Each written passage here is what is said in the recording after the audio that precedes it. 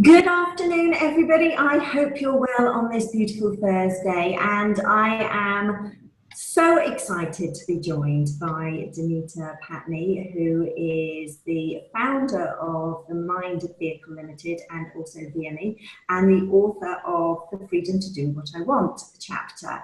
Now, as you know, when we first decided to do this summit, we looked at what our big why was. And as you know, we are part of the Women of Contribution movement, where women come together to collaborate and share their gifts with the world. But all too often, I was having women saying, well, actually, I don't believe that I've got anything to share.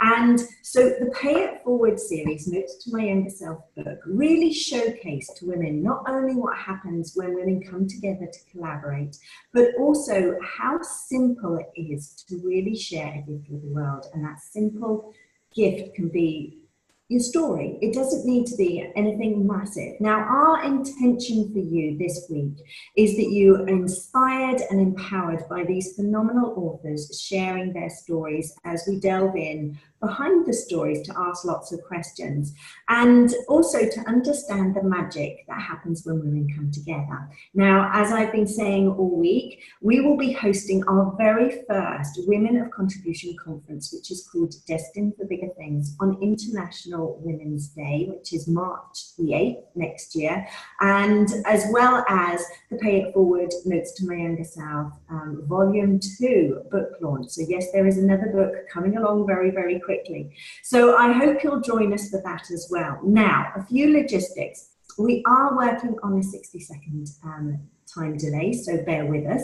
If we have any technical difficulties, bear with me. And please, please, please ask questions in the comments below, because Deenita would love to answer them. Now, for those of you that don't know me, my name is Kezia Luckett, and I am the founder of Women of Contribution movement and the creator of the Pay It Forward series, Notes to My Younger Self book. I'm also a positive psychology mindset coach, and my role really is to take legacy creators like Deenita and the other authors and help them to release any emotional blocks and barriers that would prohibit them from fully stepping into their power and contributing to the world in the way that they're meant to. Now, as I've said, I'm so excited to be joined by Deenita, who is the founder of Mind Vehicle Limited and VME, and the author of The Freedom to Do What I Want chapter. So welcome, Deenita. Oh my God, I'm so excited to be here, Kezia. So thank you for having me. And thank you for having me in volume 1 of the book. I'm so excited. So yeah, I'm really, really pleased to be here. Fantastic. Now, for those people that might not have read your chapter, or even for those people that have read your chapter, you start your story by taking our readers back to a life-changing diagnosis that happened for you. I think it was 1984, when you were a young girl coming into that kind of delicate time of puberty. Can you just explain to our viewers what was going on at that time? Yeah, absolutely. So I was 12 back in 1984. That's now giving my age away, clearly. Not a chance, not a chance. And I was diagnosed with type 1 diabetes. And it was really strange at the time, because it was kind of the run up to the diagnosis, which was a bit of a story, and then obviously what happened thereafter. But obviously as a 12-year-old, it's not, you know, what I know now when I look back is very different. But as a 12-year-old, the kind of concerns that were going on in my head were the concerns of a 12-year-old. So my parents, I remember, drove me to a friend GP that they had, because our local GP, although a beautiful and amazing old elderly man, just was obviously going through the normal process, which would take ages before I got an appointment. So my parents drove me to a friend who was a GP in Kent, which is really weird, because now I have so much to do with Kent. It's unbelievable. But yeah, I was taken to a GP, and they literally, I didn't even have to go in for any other test. They straight away admitted me into hospital, and diagnosed me as type 1, which meant that my pancreas had broken down completely. So when you get type 1, it means that you have to take injections every day to control the sugar levels in your body. So I just, like when I think about flashbacks to that time, I just remember sitting on the edge of a bed and just feeling very nervous and scared. I didn't have any phobias or anything of luckily, of injections. But the fact that I would need to take this injection twice a day, and it was very old school at the time. Obviously, medication has now advanced a hell of a lot, but it was very old school. So to have to take injections for the rest of my life and not be allowed to have sugar at all. So for me as a 12-year-old, my biggest concerns at the time was, oh my God, I can't eat what I want to eat. I can't have my favorite sweets. I can't. The essentials. Yeah, the essentials. Exactly. I can't drink my fizzy drinks that I want. I can't have a birthday cake. It was all of those kind of things. Ice cream. Would I be able to eat ice cream? But those are the kind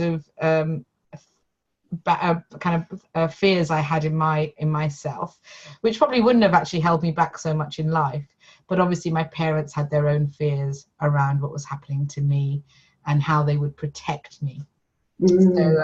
So yeah, it was, now looking back, it was traumatic at the time, obviously. And I remember being in hospital, Kezia, for 2 weeks, for 2 whole weeks. Yeah, and it feels like a years, I should imagine, as well. Especially if you're away from your parents, and I know how close you are to your mum and dad. Yeah, absolutely, and being so, and I knew how far we'd driven because I lived in the area that I live now in northwest London, and so Dartford was an hour and a half away. So knowing, I remember as a child just going through a tunnel. So I think it was a Blackwall tunnel at the time, and so in my head, all I remember was, oh my God, my mum and dad had to go through a tunnel to come to me. So my fears about them leaving every evening, not seeing my brothers, even though they were a lot younger than me. In fact, I think I only had one brother at the time. I'm just trying to think. So yeah, it was very scary from that point of view. The hospital were amazing, but being in hospital for 2 weeks and getting these sugar levels where they should be were very difficult. And if I hadn't got, I'm so grateful to that time, because had I not been taken to hospital and had my dad not made the decision that he's not going to wait for our local GP, the GP that admitted me in Dartford said I was literally days away from going into a coma. So things happen. That's scary. So scary.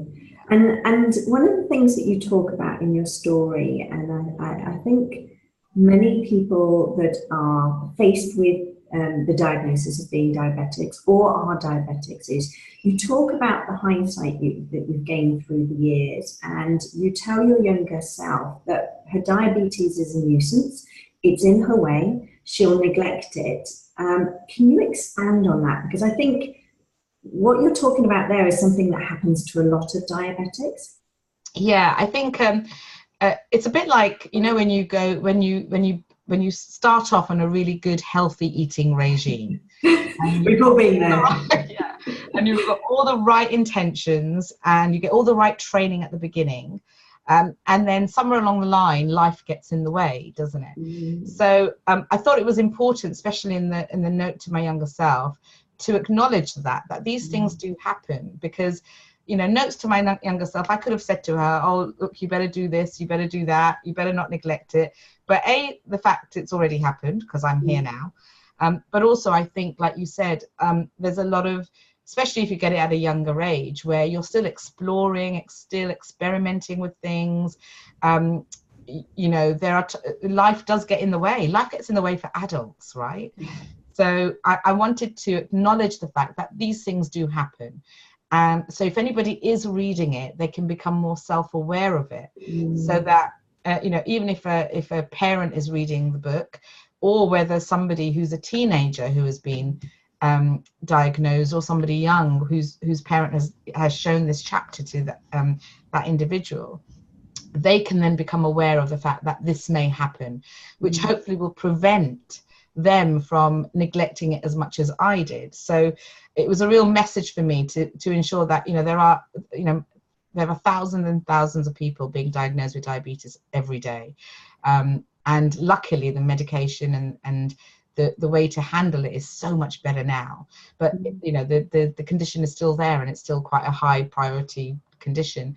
So I just wanted people to understand that, look, these things do happen, and it's okay. You will get times when, you know, you will forget because you've gone out to a party and you've completely forgotten to take your injection that day or earlier that day, or you've you know, there are times when I'd even forgotten my injection, you know, at home. So how do you deal with these kind of things? So it's about forgiving yourself, and not, you know, not suddenly dropping the ball and going, right, I can't pick up that ball again now because I've dropped it. It was more about, look, if something doesn't happen the way it's supposed to, it's okay, start again the next day. And that's the message I really wanted to put through. Yeah, no, and I totally get it, you know, that there are so many people out there, especially, I think the statistics are that later teens, there tends to be a lot of anger at the fact that they've got this you know, illness as such, or condition, I think is probably the better way to deal with it, this condition that is impacting on so many different areas of their lives. And I suppose it's like anything, we all know how long it takes to get into that routine, but this is something that is really important, to get into that routine. Yeah, absolutely. And I think the anger comes from, and it's such a shame, but it is a whole judgment thing. You know, when you've got a lifelong condition, it becomes a massive judgmental from those outside. So and actually it's worse than it is. So I remember when I was younger, I always felt that if people knew that I had to take injections after every meal, or, you know, saw me take an injection, they'd think something was wrong with me, i.e., you know, so much, I can't even say so much worse, because, you know, there are different conditions. My friend Yasmin Sheikh talks a lot about invisible disabilities, and how there's just a kind of, you know, biased, unbiased sort of prejudice. And that's what I think that I was really, really worried about when I was younger, is that, oh my God, what would people think? You know, from the even smaller things like, you know, oh my God, what if I fall in love and I have a boyfriend and he suddenly sees the injections? He's going to think I'm a weirdo, or think there's something, you know, wrong with me. So therefore I wouldn't have, you know, I would never find romance in it was all those kind of things. So I kept it hidden for so long.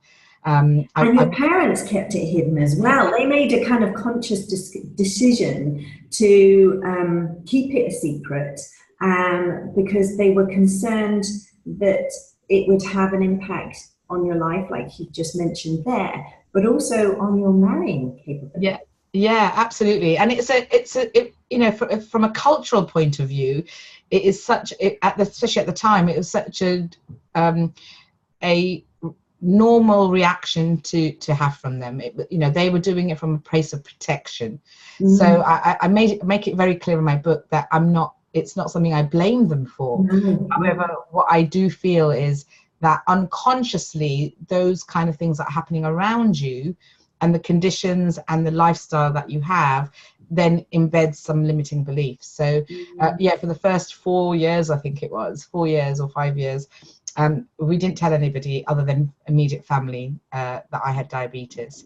So nobody outside of my family, so the wider community, because we have a big Asian community, so nobody out of that. A few of my best friends knew, obviously my school knew, but that was it. Yeah.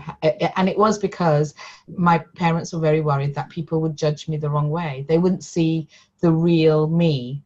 And unfortunately, those are the kind of people that there are out there. So that's why, again, that part of the story was really important to put in the book, because, you know, you are you. Whatever you've got, all your imperfections are your perfections, I believe. And that is what makes you you. And when I eventually did let people know, the support that was there around was amazing. And it made me even stronger, because it made me more confident. I didn't have to hide anymore. And I think that there was if I remember rightly from your story, there was a reason that you suddenly decided to tell, and that was that, God forbid, if you were out and something happened and nobody knew, that they wouldn't be able to help and assist. Yeah, absolutely. I had I think it was about when I was 18. I had a relapse in the condition, and I was taken again very close to being in a coma. I got taken into hospital. I was in hospital for about a week, and it was at that time that my parents and I sat together, and we just said, look. And I remember, I think it was because two of my friends who were in our Asian community, so to speak. Their dad was also diabetic, and the two friends I used to play badminton with every Monday, and they said to me, I can't believe you didn't tell us, because if you'd been out with us, you know, on a Monday playing badminton and your sugar levels had gone low, what would have happened if we hadn't known? So, you know, they really kind of became very supportive. So my parents and I just said to them, look, you know, I've got to be independent. I can't keep relying on only you knowing, because then I'd have to take you everywhere with me. Which is not ideal when you're a teenager and you want to go out and explore the world. Yeah, my dad would love it because he loves a party, so he'd love to hang out with me all the time. But yeah, it was just like it was more practical, and also the fact that it's draining, isn't it, Kazia, when you're having to hide something. It's a draining feeling, because you're constantly worried about what you say, what might get out, who knows. If somebody then does find out, how do you tell them not to tell anybody else? I mean, that takes everything out of you. So yeah, it felt like a bit of freedom, actually, when we kind of let it out. Yeah, I can imagine. And you kind of touched on it there, but you talk about our role as parents, being that we don't accidentally relay our own thoughts and fears onto our children if your children are diagnosed with a similar diagnosis. How do you think that they can hide that? Hide, that's probably not the right word, but how do you think that they can express to the children how important it is without putting the fear of God into them? Yeah, prevent it almost, right? Well, I remember my mum. My mum is the kind of person who, if something happens, she thinks the worst straight away. That's the first thought, you know.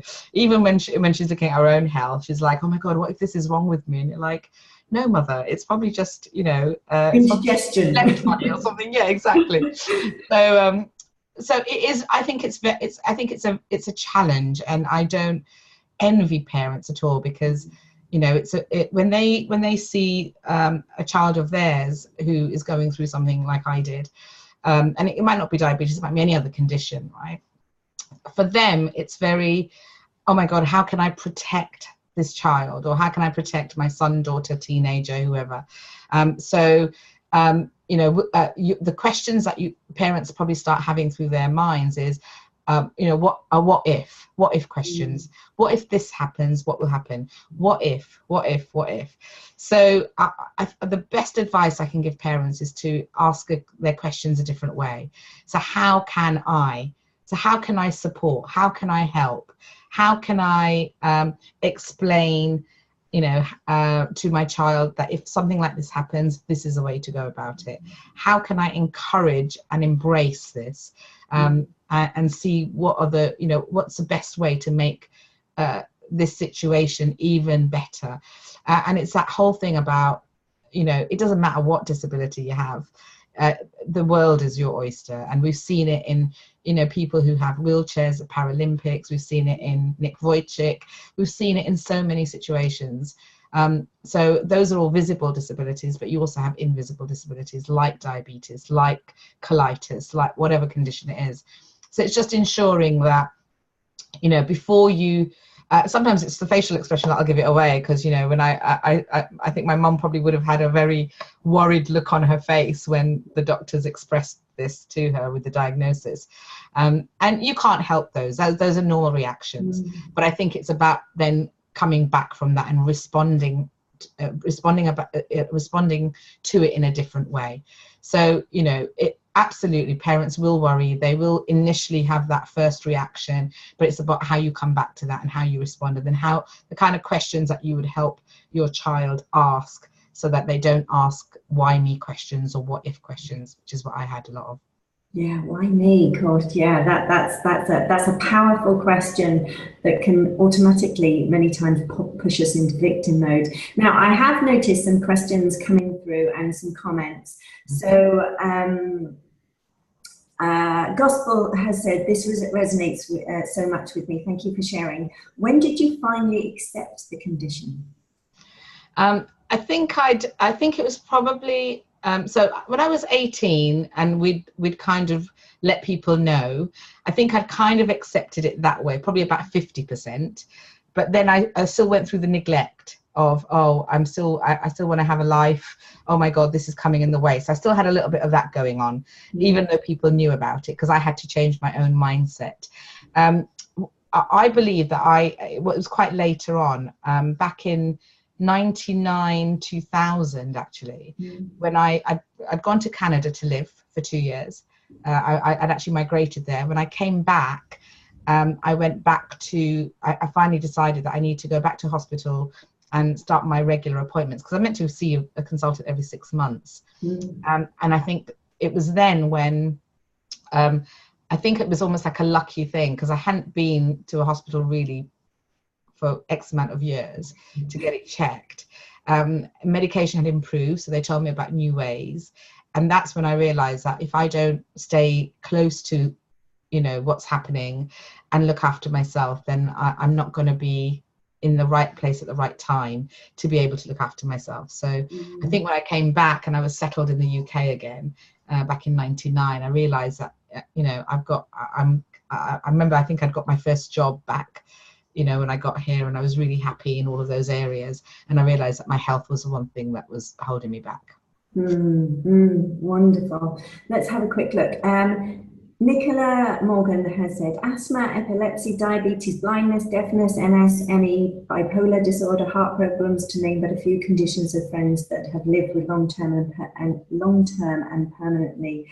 And I think she also said, obviously we were just talking about why me, she also says, why not you? Which I think is quite an interesting question. Yeah. Why not us? And I think that would take us down a whole rabbit hole. But one of the things that you talk about is the fact that you initially thought it would restrict your life, including a time, and I love this, you talk about a time where you were at one of Andy Harrington's events and you were going to do the hot coals walk.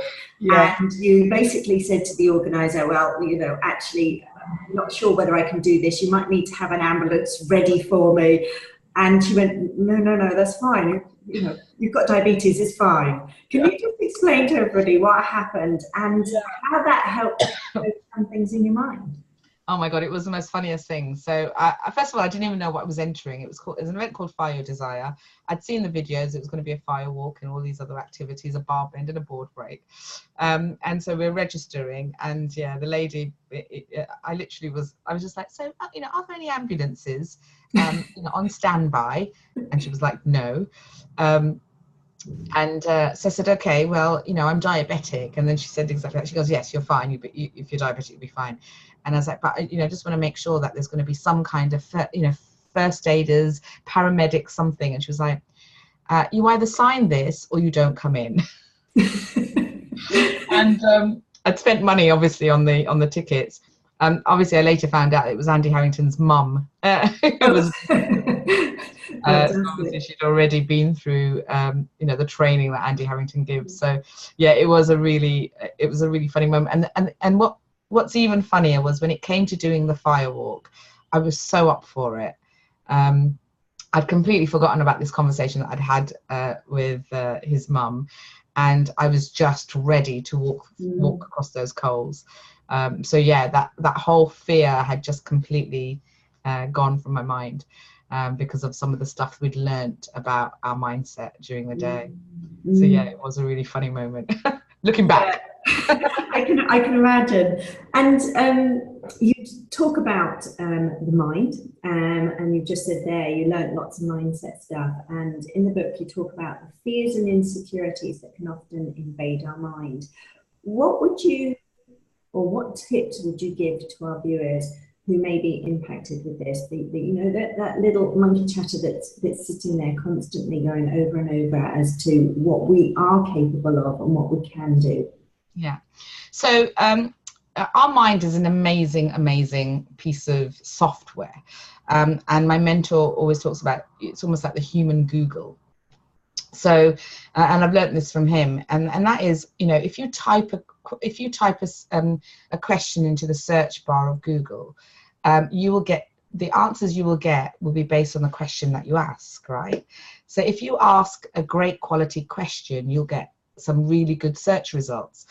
But if you ask a very negative, empowering question, then your mind searches for all the things that prove that that negative statement is true.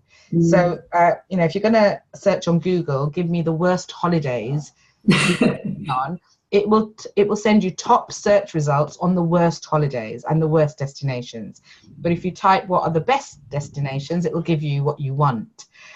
So it's really about the kind of questions that you ask yourself in your mind, I think, is a really good place to start, especially if you've not done a lot of mindset work before. I trained to be an NLP trainer, so I've done loads of things, but it is all about ultimately the communication that you have internally. Like you said, you have a little chatter, a little voice chattering away, but the voice of pleasure really needs to be louder. So I always say that, you know, first of all, ask better quality questions, because your mind will then go and search for the evidence that you need to prove that anything is possible. And go with the whole pain versus pleasure. So what is the pain of continuing down a negative, disempowering path, you know, in terms of the result that you get? So is that pain, is the pleasure of that better than the pain of not having what you want?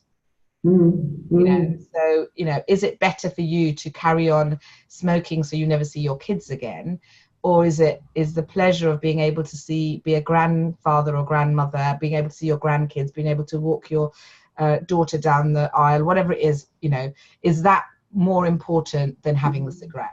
So because you get pain and pleasure from both, right? So it's weighing up those two things. So I think for people who are starting out, I think to try and start to change the way that you think is looking at those two things, because you have to remember, you know, I was by the time I was 2004 was when I first did the Andy Harrington Fire Your Design. That's when I got into personal development. But up until 2004, so whatever age that made me, 32, I think. Still very young. Something like that. Up until that point, I had 32 years of not always, but, you know, conditioning. And so therefore my limiting beliefs stayed where they were, my limiting thoughts stayed where they were, because I hadn't worked on them. So it's not going to happen overnight. But if you just start those questions and you start to change the way you think, it'll eventually work. And I think our minds are really set up that, you know, to have a negativity bias anyway. So we need to actively work that, like we need to actively learn how to handle the condition that we've got. And if I think of the role that you do now, and we'll get onto that in a minute, you know, there have been times that you're traveling literally around the world speaking. And anybody that's got diabetes will know, you know, how difficult it could potentially be on different time zones, trying to work out when your insulin is. But that hasn't held you back. It's like, you know, once you walked across those hot coals, nothing was holding you back. Yeah, absolutely. I mean, like you said, I've traveled all over the world, and that was one of my other key messages in the book, is just to tell my younger self, oh my God, you have no idea what's in store for you. So those are one of the real fears I had. I remember when I went to India shortly after I was diagnosed, you know, just trying to work out when to then take the injection and when I might have taken too much because the time zones are different, etc. To now, you know, understanding that actually it's just about planning, understanding what that definitely should not have gone off in this. It's just about planning and understanding where you are, how you're going to do it, and not make it. It's about finding the solution, Kezia. That's the best way that I can capture that sentence, because often we focus on the problem. So, you know, oh my God, the problem is, how is it going to work if I'm in another country? Well, if there's a problem, then there's definitely a solution, because you can't have one without the other. It's the world of polarity, right? Yeah. So if there is a problem, then there is definitely a solution. So take the focus off the problem and focus on the solution, and you'll find one. Yeah, no, it makes perfect sense. Perfect sense. Now, I'm just having a quick look at some of the comments. Bella, it's good to hear your story and your acceptance to live with diabetes and everything that you've achieved. Julie, to have a lovely day. Nicola's just come back to kind of confirm what she meant. I meant that kindly, guys. I live with a life-threatening condition, have to be at clinic every week, and I'm grateful for the care I receive. And yes, you know, that's one thing, I suppose, when you are living with a condition is knowing that there's some fantastic experts out there who have dedicated their lives to be able to help us and make sure that we're able to cope on a day-to-day basis. So that totally makes sense. Now, as we will kind of go through your chapter, you said a sentence which I absolutely love. You talk about not allowing other people, and please close your ears if you don't like swearing. You talk about not allowing other people to give you their shit, and the fact that you shouldn't accept it, but instead you should shine like the diamond you are instead. What do you mean by that? So this is years ago. Somebody said to me that if you were given a bucket of love, whose love are you actually feeling? And it's actually your own, because you can't, it is impossible to feel somebody else's emotion, because that emotion is your own. So even if even my parents' love, if they're giving me love, I'm not actually feeling their love. They're just a vehicle, so to speak, but the actual emotion of love is within me. So so obviously you accept that love, and then that emotion arises within you. So in the same way, if somebody gives you shit, or they have judgment on you, or they they attack you with whatever words because they want to hurt you, it is your choice whether you accept that gift. We call it a gift because I can choose not to accept it. So if somebody wants to say something about me or to me or against me, then I can make the choice, because I think it's that sentence which a lot of people say, oh my God, this person made me feel blah. This person made me cry. This person made me feel like X. This person hurt me. No, they attempted to do that by giving you something that only they're capable at this stage for whatever reason of giving. But you can actually say, actually, this isn't my stuff to deal with. This is your stuff that's coming up for you. I'm happy to help you to deal with that, but I'm not going to take it on. So therefore you can then go, you know what, it's hurtful what you've said, but I'm going to choose to respond to it differently. And that's what I mean by that. So through my life, I've been through, when you live in a family environment, and when you've got sort of limiting blocks, you tend to take on other people's emotions, and it can be quite limiting for you, because you either think that you've got to fix it, or you think that you're the reason for it, or you've caused it, and you start to feel as if you're the person responsible. And responsibility is a real weight that you can put on yourself and your health.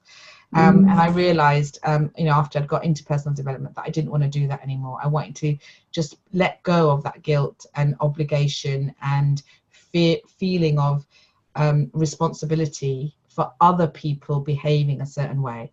And that's really what I meant by that. It's like, don't take other people's stuff on. By all means, the way you respond, and you'll know this definitely, because from all the stuff that you've been doing, the way you respond can then change somebody else.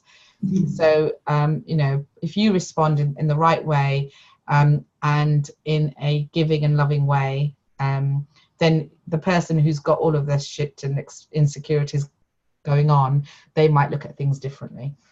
It's very easy to blame other people, though, isn't it? It's very easy to say, well, you made me feel that way. And it tends to make us feel better when we say, you made me feel that way. It's passing the blame. I mean, my daughter, prime example, this morning we had conversations, and she was just like, well, it's Daddy's fault, he made me. And like, no, it's not. And it's taking that responsibility. And I think when we step into our power and fully understand what you've just been talking about in the mindset stuff, to those that maybe haven't stepped on that process yet, or haven't even, been exposed to it, we can come across as being quite cold, because it's just like, this is like a non-negotiable. I'm not taking on that shit. This is yours to deal with, and I'm happy to support you, but I'm not going to get engaged in that trauma. Do you see that a lot? I think with people who definitely have this kind of blamer persona within them, but I think when you respond, so often it might be thinking about, and I always do this a lot in my training. I always say, especially even in corporate training, this works. So I always say, okay, say if somebody you're dealing with, whether it's a team or a client or a team player, a team member, if they've responded in a certain way, you could very quickly in your mind ask yourself, what could be making them respond that way? What could be happening in their life that might have led them to be that way, or make that comment? So you can always, rather than take that on and, like you said, almost become the person who takes the blame, be the person who then challenges it a little bit, but in your own authentic way. Because if you truly care for that person, especially if it's somebody that you know, if you truly care for that person, then you'll find a way to figure out what is it that might be making them behave that way. And that comes back to asking the right questions again, and sort of maybe delving a little bit deeper and helping them. Because when you ask questions and that person responds, suddenly their own answers will make them realize that actually they're the ones that need to change. If it's somebody that you don't know, and we get this a lot when I run the Power to Achieve event, because there are a lot of people there who have come to change their mindset and change the way that they think, so that they can move their life forward. I have to train my crew in really dealing with individuals who are very, they might just be peeved off because the doors haven't opened yet and they're opening 5 minutes late, and they suddenly come down like torrents on my members of the crew because they're just so angry. So again, it's about giving them some kind of that whole rapport thing, just giving them some kind of certainty around the fact that it's all happening as it should, and if they've got any questions, they can ask them a different way, and suddenly they calm down and they go, oh, okay, So I think it can, some people, the truth is, people will take it how they are either used to taking it and because they want to stay in that pattern. They want to remain in that pattern of being the blamer, or the person who takes things on, or the victim, or whatever label we put on them, or that's been put on them. So they want to remain that because it's a comfortable place to be. And when they're challenged, it can be really uncomfortable. So you do get people who are very, very like you said, like suddenly go, oh, this person doesn't care, and gets really peeved off with you. But sometimes months later, and this has happened to me, where they've come back and they said, if you remember that day you said X to me, well, I didn't know then, but now I understand why that was. And that's a really nice feeling to get to have something come up. So yeah, so you get all kinds. Yeah, oh, you definitely do. I'm just having a look at the comments, and Rhiannon has said, I love that. If there's a problem, there's definitely a solution. Thank you for the reminder, Dee. Laura has just said, yes, me too. I love that. So obviously you've been on this journey. You've been on this journey through, living with your condition, overcoming the mindset. How has that led to what you're doing in your day-to-day work? So when I went into personal development initially, I was working as a recruiter, so I had a full-time job, and I still had some fears around, whether to leave a full-time job and start my own business, etc. So I was just really happy to be part of a community of like-minded people who were all about breaking through barriers and blocks. So I continued in that world of personal development whilst also having a full-time job. And plus, I actually loved my full-time job. I really loved the people I worked with and for.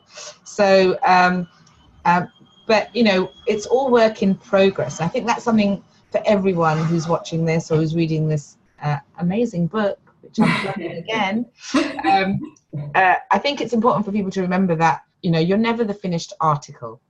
So there will be times in your life where you still have fears. Some of the old fears still might come back. And I remember whilst I was working, I still had a little bit of a fear around stepping out on my own and doing my own business, because I'd seen my dad, who was a serial entrepreneur, wanted to always start his own business, and you know, at times succeeded for a while, but then circumstances meant that he had to go back to a full-time job. So I always saw that as, and my mum, like I said, she was a worst case scenario lady. I love you, mum. But she was always like, oh, no, don't do a business. See, you know, businesses never succeed. So don't do a business. So I think I'd kind of still had that little stream of consciousness going through my body about not having a business. But sometimes things happen to you, right? So in 2012, after watching other people that I had coached and mentored go out there and absolutely smash it, and them coming to me and saying, thank you for helping me in my business, we now do this, I've left my full-time job, then the inevitable happened, and the company I worked for, which I loved, closed down. But it closed down a week before I was about to hand in my resignation, because I'd stopped loving working there anyway. And it was a week before my 40th birthday as well. Oh, beautiful timing. So yes, life really does begin, or another chapter really does begin at 40. So at that point, I started my own business, and you know, it's again another step change, because I realized that everything that I've been learning in personal development, it almost came true, and the whole law of attraction, the intention that you put out there, it became even more prominent, because as soon as I left my job, doors started opening. And the reason they hadn't opened before, because they thought I didn't have enough time, because I had a full-time job. So it's just really weird. So had I started it earlier, then obviously that still would have been the case. But I think timing is everything anyway. So so since I started my full-time job, I've never looked back. You know, it was since 2012. I've definitely gone past or I'm close to going past the you know, all businesses fail within the first 5 years, or whatever statistic it is, because I'm still around. I'm now a multi-award-winning, you know, speaker and author, thanks to Pay It Forward, Notes to My Younger Self, and now my book. I'm, you know, Amazon #1 bestseller. So all of this positioning and achievements is just spurring me to continue going on, and plus the lifestyle that I have now. So as you mentioned, I speak all over the world. I get to spend time with the people that I want to spend time with. I've got a beautiful niece who is, she hasn't quite learnt to love her Auntie D as the most favourite, but I'm still working on that. Still training. Yeah, still training. But yeah, beautiful niece who I get to spend time with, you know, during the day. And it's all because I have a business that where I still am able to serve others and help others. And, you know, in my recruitment career, because my recruitment career kind of went before personal development and after. So it was with me when I had the limiting blocks, and then when I transformed into getting rid of those and changing my results, it means that there are people out there like me, and I want to help people out there like me who need that push and need that encouragement, that they have the potential within them. So so you know, I'm always looking at new ideas. I'm always trying to think of, I'm always learning. I'm always learning. And part of that journey was when I met you, Kezia. So, you know, at a retreat, and our lives have changed so much since that day as well. Totally. And who would have thought it if, you know, as you said, that little 12-year-old frightened girl that was sat on the hospital bed, who would have thought back then that you would have not only have grasped your condition with both hands, but also never ever let it hold you back? Absolutely. You know, I think I say in the book, I wish, part of me just wishes I had some kind of looking glass at the time. You know, hindsight's a beautiful thing. But yeah, absolutely. Like, to, you know, and also my health has become such a pivotal point now, whereby, you know, it really is, because I love what I do, even more so now. I take pride in looking after my health. You know, I set goals for making sure that my sugar levels don't go over a certain amount. it's become even more so as the years have gone, to make sure that I continue to be able to do the things that I want. So yeah, had I known all of these things now, oh my God. But the journey is part of the joy of life. It's, you know, we always think it'd be great when we get to wherever we think that destination is, but actually the prize is really in the learning, and it is. We only learn that after the fact. After the fact, yeah. And I also, you know, I think one of the questions that you asked in the book was, you know, is there anything that I regret? And there are no regrets, because I really do believe that whatever journey I was supposed to have had and whatever steps I was supposed to have taken, they were going to happen anyway.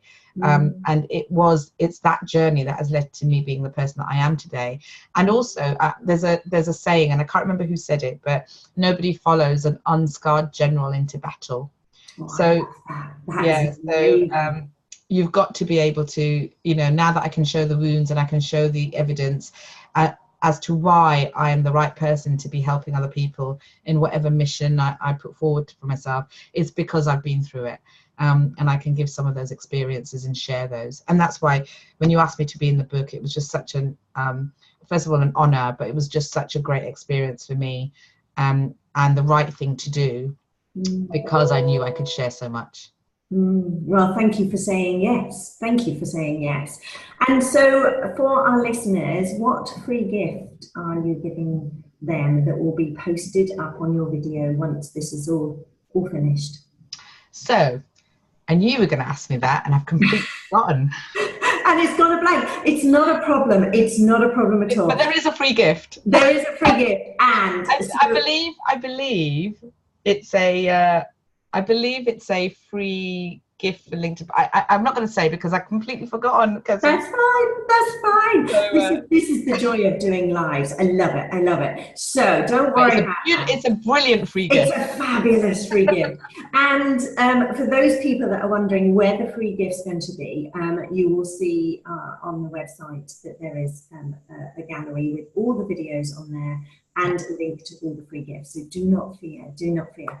It's been an absolute pleasure to have you on today, and definitely to hear your story, because it is an inspiration to not only people that you know, are concerned about the condition of diabetes, but those people that are living with conditions, as you said, that are unseen to the naked eye on a day-to-day basis. So thank you so much for sharing with us. It's much appreciated.